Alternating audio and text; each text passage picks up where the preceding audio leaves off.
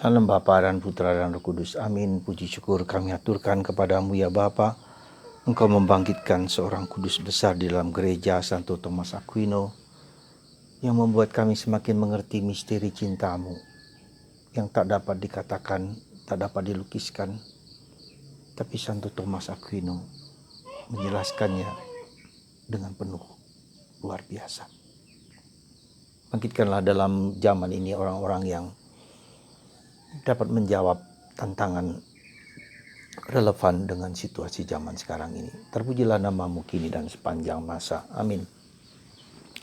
Saudaraku terkasih dalam Kristus, kita bersyukur dan sungguh-sungguh bersyukur karena Tuhan membangkitkan seorang Santo Thomas Aquino yang belajar filsafat Yunani, lalu mencoba menjelaskan misteri inkarnasi, misteri Yesus dengan begitu indah dan begitu jelas. Salah satu contoh adalah transubstansiasi. Ketika imam merayakan Ekaristi dalam konsekrasi, tubuh materia roti tetap roti, tetapi substansinya berubah menjadi tubuh Kristus. Demikian juga dengan anggur. Materianya, bahannya adalah anggur, tetapi menjadi darah Kristus. Pemahaman tentang sakramen, pemahaman tentang gereja. Sungguh luar biasa, kita harus bersyukur mempunyai seorang bernama Thomas Aquino. Semoga kita berdoa di zaman yang serba baru ini dimunculkan, dibangkitkan orang-orang yang dapat memahami misteri Kristus di hati dan budi manusia zaman sekarang. Terpujilah namamu kini dan sepanjang masa. Yang kedua, saya mau mengajak Anda untuk memperhatikan bacaan pertama hari ini, yaitu kejatuhan Daud dalam dosa. Daud sebagai raja yang hebat yang mengalahkan bangsa-bangsa di sekitar, yang menyatukan ke-12 suku Israel. Ya. Dia mempunyai banyak istri, tetapi ternyata dia juga mempunyai kerakusan, tergoda dengan istri seorang panglima tentaranya, Uria. Ketika dia akhirnya tahu bahwa dia bermain dengan, katakanlah dalam bahasa sekarang, selingkuh. Ya. Tetapi sebagai raja kemudian dia bisa berkuasa, apapun juga yang ia lakukan. Maka ketika istri Uria hamil, bingunglah si Daud. Dia mencoba menyembunyikan apa yang ia telah lakukan dengan memanggil Uria kembali supaya pulang ke rumahnya. Tetapi rencana dari Daud tidak berhasil. Sampai 3 kali kemudian Daud menulis surat kepada Panglima Besar Yoab untuk menempatkan Uria di tempat posisi yang paling berbahaya dan biarkan ia mati. Rencana ini berhasil. Tak seorang pun tahu. Begitu cerdas, begitu liciknya si Daud. Tapi kemudian nanti besok kita akan mendengar bagaimana Nathan menegur Daud akan perbuatan dosanya. Tak ada sesuatu dosa yang tersembunyi dari mata Allah. Dan kemudian Daud bertobat. Dan lahirlah Mazmur 51. Kasihanilah aku ya Tuhan, kasihanilah aku. Aku hambamu berdosa, tahirkanlah aku. Ya. Yang setiap Jumat pertama kita daraskan dalam doa pagi. Coba mungkin Anda sekali-sekali buka Mazmur 51, baca pelan-pelan. Aku tahu, kita tahu, kita adalah orang berdosa. Orang yang tak layak, orang yang tak pantas. Maka apa yang sering kali terjadi adalah kalau kita mendaraskan terus-menerus doa singkat ini yang disebut doa Yesus. Tuhan Yesus, kasihanilah aku orang berdosa. Tuhan Yesus, kasihanilah aku orang berdosa. Dan inilah yang membantu kita untuk menyadari bahwa Allah itu penuh belas kasih. Allah itu penuh kerahiman. Tuhan tidak memperhitungkan dosa kita, bahkan menghapus dosa kita dan tidak mengingat dosa-dosa kita lagi. kalau kita datang kepada Dia dan mohon ampun.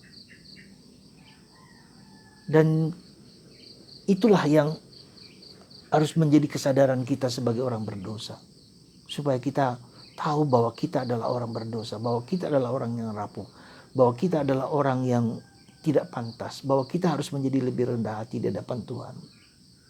Siapalah aku ini? Sampai Tuhanku datang untuk mengunjungi aku, kata Elizabeth. Siapakah aku ini dalam doa Daud sebelumnya? Siapakah aku ini dan siapakah keluargaku? Daud yang rendah hati, Daud yang penuh kebijaksanaan, penuh keutamaan, penuh kehidupan yang banyak sekali keutamaan. Tapi toh dia bisa jatuh. Itulah manusia, itulah kita. Karena itulah saudaraku terkasih, di tengah segala sesuatu yang demikian kita tetap harus berbuat baik. Dan itulah perumpamaan hari ini tentang kerajaan Allah. Kerajaan Allah seumpama benih, dan benih yang kecil, ya, biji sesawi yang kecil sekali ketika ditanam, dia akan bertunas, akan tumbuh besar dan akan menaungi pohon-pohon lain dan menjadi tempat perlindungan bagi burung-burung. Tapi ada satu kalimat yang menurut saya penting kita sadari adalah bahwa tumbuhnya tunas itu tidak karena kita, tidak karena kehebatan kita, tidak karena luar biasanya kita. Kita tidur, kita pergi apapun, tetapi benih itu tumbuh dengan sendirinya. Entah itu dari dalam benih itu sendiri atau dari Tuhan yang membuat benih itu berkembang menjadi besar. Ya, nah itulah yang kita katakan ada satu hal yang sangat fundamental yang harus kita sadari kembali adalah apa? Percaya kepada penyelenggaraan ilahi. Ya, percaya kepada penyelenggaraan ilahi sekali lagi. Kita berusaha, kita menaburkan benih-benih kebaikan, kita taburkan benih-benih itu, yang kebaikan, benih-benih buah-buah roh, bahwa akan tumbuh dan berkembang. Itu biarkan Tuhan yang menyelenggarakan. Kalau itu baik, kalau itu berkembang, tentu akan berkembang dengan baik, dengan sendirinya. Jadi saudaraku terkasih dalam Kristus, mari kita tabur benih-benih kebaikan dalam hidup kita. Sekecil apapun. Sekali lagi, biji sesawi itu kecil sekali. Sekecil apapun kebaikan, sekecil apapun, pasti akan berkembang, akan tumbuh subur, akan melebar kalau memang itu berkenan di hati Allah.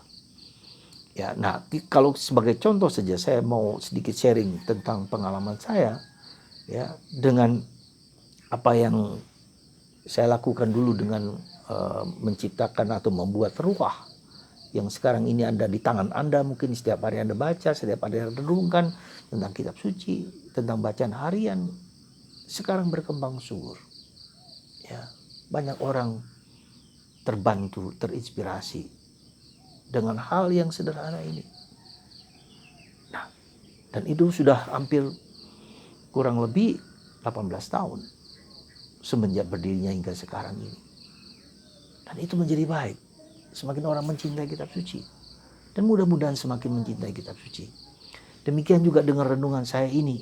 Ya mungkin hal kecil yang sederhana. Ada orang mendengarkan, monggo, tidak pun tidak apa-apa. Dan semoga saya berharap Anda, sabda Allah itu masuk di dalam hati Anda dan mengubah dari dalam. Sulit bagi kita seringkali mengubah hidup kita, untuk berubah perilaku kita, untuk mengubah ketidakbaikan, kelemahan dan keterbatasan kita. Sangat tidak mudah.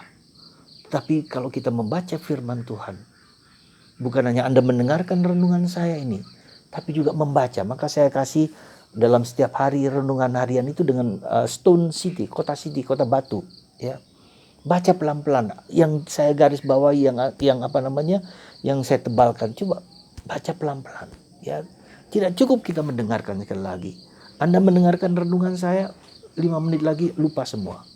Tapi ketika Anda membaca, Anda mencatat, melihat teks kitab suci dengan sebaik mungkin, itu mungkin akan nyantel sedikit sekalipun, tidak apa-apa. Jadi sekali lagi, semoga renungan yang Anda dengarkan dari saya, tetapi juga Anda membaca pelan-pelan dalam PDF Stone City, kota batu, Anda dapat merasakan, mengalami sabda Allah itu sendiri. Benih yang kecil sekalipun, perbuatan Anda yang kecil sekalipun, yang Anda lakukan untuk suami, untuk istri, untuk anak, dengan keteguhan, dengan kekuatan iman, percayalah pada penyelenggaraan ilahi. Tuhan pada waktunya akan membangkitkan, mengubah segala sesuatu seperti yang Ia kehendaki bagi kita. Semoga kita menjadi benih yang kecil, benih kebaikan, kita tanamkan, kita taburkan, dan akhirnya Tuhan sendiri yang akan menumbuhkan, memberikan buah sesuai dengan kehendaknya. Semoga Tuhan melimpahkan rahmat, kerendahan hati, seperti Daud mau rendah hati dan mengakui dosanya. Tuhan memberkati Anda semua dalam Bapa dan Putra dan Roh Kudus. Amin.